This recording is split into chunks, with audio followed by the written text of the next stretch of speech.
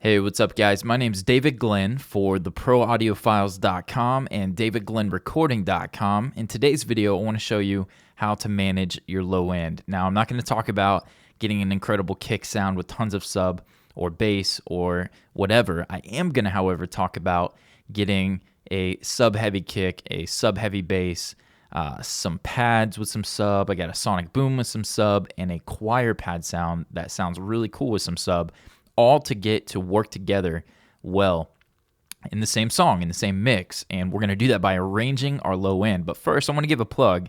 I've got a membership site. It's called themixacademy.com. And right now, this month, if you're watching in September of 2015, I'm giving away a bonus of 3 sets of multi-tracks from a recent record that I mixed. And I'm mixing the song Arise, start to finish. The videos are up online, ready for you right now. And you get the 3-song multi-track bonus as well as the full start-to-finish videos. There's a coaching call online, and then you get VIP admission to our live coaching call and web show that's happening next week. And it's a great deal, great bonus. I couldn't pass up sharing that with you guys here. And I actually started leaving up the previous month files, so you can actually download the August files, the multi-tracks for that, the start-to-finish videos, the coaching call, all of the files that come with that, in addition to the current month's bonus of 3 songs.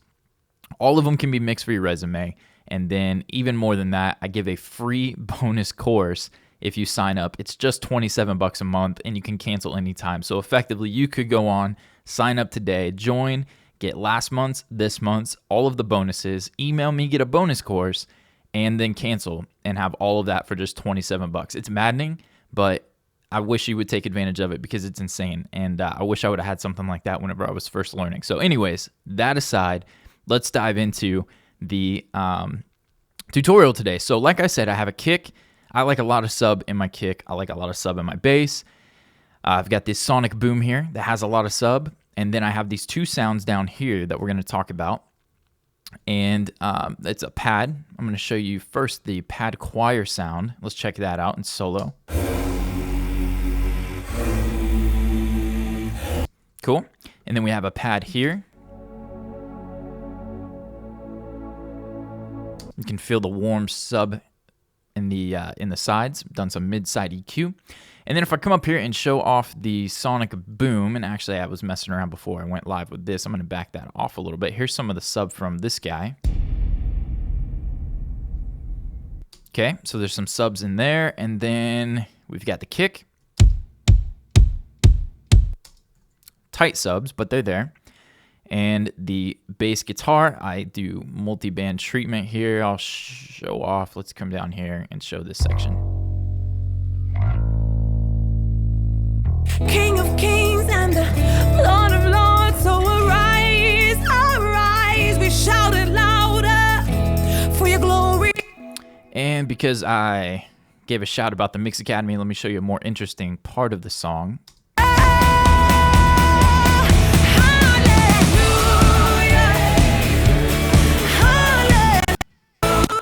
Cool. As much as Pro Tools will let me before a glitch. Some guys, I get emails all the time. Hey, is your system, I see you run a lot of plugins, etc. The only time I have problems is when I run a full mix that's been done and then do a tutorial off of that. So glitches don't come when I'm mixing, just when I'm doing the video at the same time. Okay, so managing the low end. I've got kick and bass being sidechain. The kick is pushing down the subs and the bass. I've talked about that a ton on the blog. Videos are out there on how to sidechain your kick and bass.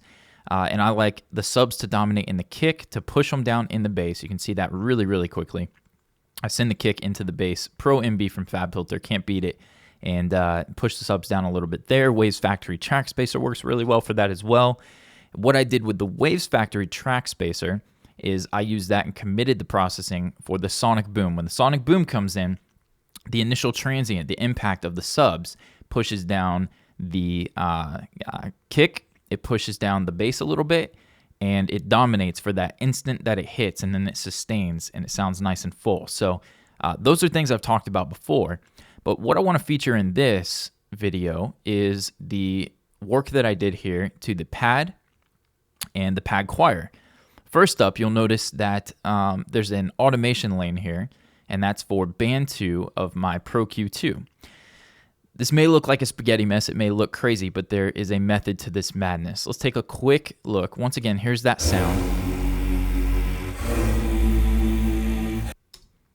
Okay, what's going on here is I have mid-side EQ instantiated, and I'm doing a low shelf lift from 90 hertz and below, only on the sides to just give a little bit of push to the sub-frequencies and just the sides of this sound.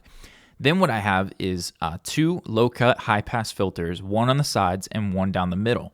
The one on the middle, I'm allowing the kick, the bass, all that stuff to live there, and I'm sucking out everything below 50 hertz or so for this choir pad sound. But then for the sides, I'm allowing that 20, 30, 50 hertz to live there. And then what I do is you'll see when I click, so here's where this pad choir is here. When I click over here, you're going to see that shelf disappear. And further in the song, that side shelf actually automates to go up a little bit to not allow that much frequency. And I think I saved this as, let me actually demonstrate how I would do that. This right here, this side band, what I would do is I would, on Pro Tools, hold all 3 modifier keys, click Enable, Command Control click. Now that automation lane is open, I'm going to make a selection for the rest of the song, and I'm just going to pull that frequency up, probably somewhere around 60 or 70, because I just don't need, maybe even 75. I just don't need that when I've got the bass guitar in and I've got the other elements rocking. So now this sound is dominating the sub frequencies during the first part that it's in, because we don't have a whole lot going on. But then whenever everything's in, come over here and listen. Pretty much the same part. Church will arise as we sing hallelujah, sing hallelujah. And even there's not much going on sub-frequency wise in the side, so I can put that back down around 30 hertz. And now let's listen to it. The church will arise as we sing hallelujah, sing hallelujah, sing. The church will...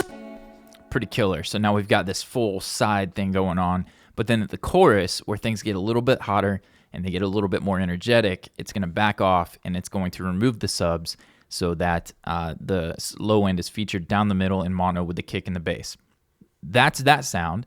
Over here with the pad, I felt like this intro here. Oh, arise, we celebrate you, King of Kings and the Lord of Lords, so arise.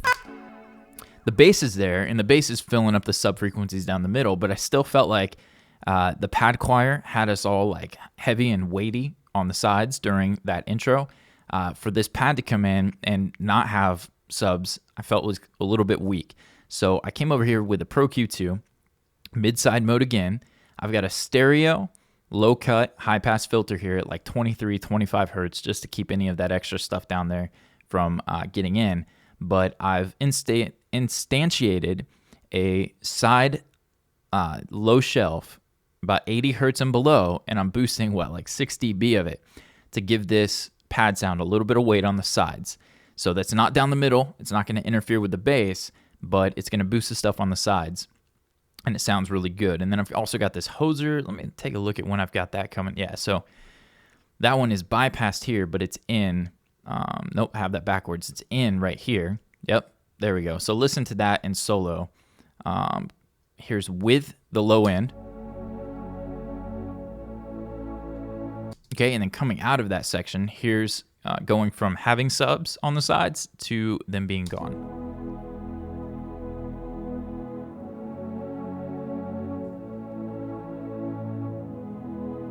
Cool. And then more importantly in the track, here's in concert. Glory is here, so arise, arise, we celebrate you, King of Kings and the Lord of... Cool. And so the pad choir, the bass guitar, pad choir subs aren't completely gone. We removed some of them, but they're not completely gone. It would be too much to have the pad, the choir pad, the bass, all that stuff going on at the same time. And so by picking and choosing which sections of the song you allow those sub-frequencies to be in or boosted, enhanced, etc., you can really help a song feel more weighty, let those subs out. It's a beautiful thing, sub frequencies, right? A lot of modern mixes have a ton of subs, and that's one way that it can be achieved. Now, if you come across a situation like I did in this song where things built pretty darn big towards the end of this, and I actually was clipping my limiter. I'm not going to get into an argument with you guys about mixing through my bus compression. If you've seen my Stereo Bus Masterclass, that's there. I mix through my limiter. Some guys do it. I feel like it gets me to the finish line quicker, so I do it, but we'll save that for another day. However, I did, notice that whenever I got to the peak of the song, it was hitting my limiter too hard, and what I found to be the culprit was the low end. So I went in and I automated some low end cuts to that specific section. So arise, we shout it louder, for your glory is here.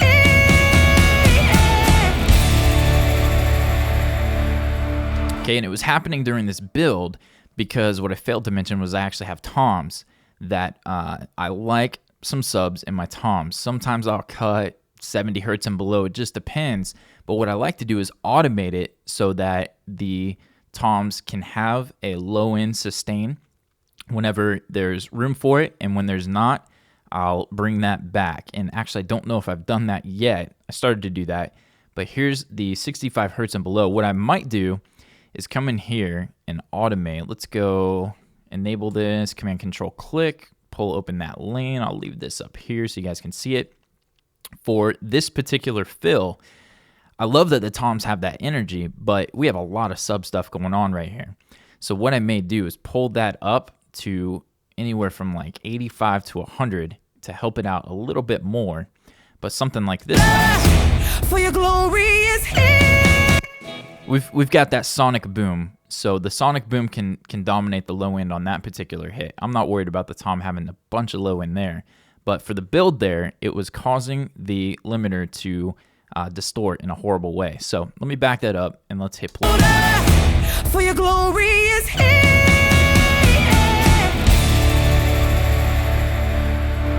Cool. So we've cleaned up our toms. We've removed some of the, we've done preventative maintenance for the low end so it doesn't distort our processing.